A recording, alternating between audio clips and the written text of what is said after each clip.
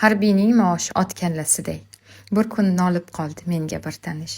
Tayinsiz ish uchun shuncha maoshmi yo shuncha qiyinmi tongda uyg'onish?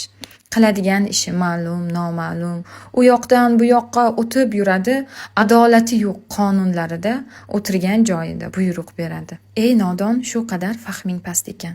O'zingcha o'ylaysan, yotib yeydi non, xotirjam ko'rpangda uxlayotganda harbiylar tinchlik deb berayotir jon. Yuribsan saranjon, uysiz, betashvish. Kim sabab tinchingga? Harbiylarmasmi? Sen ketmon chopishni ataganda ish, yurt uchun tan chopgan harbiylarmasmi?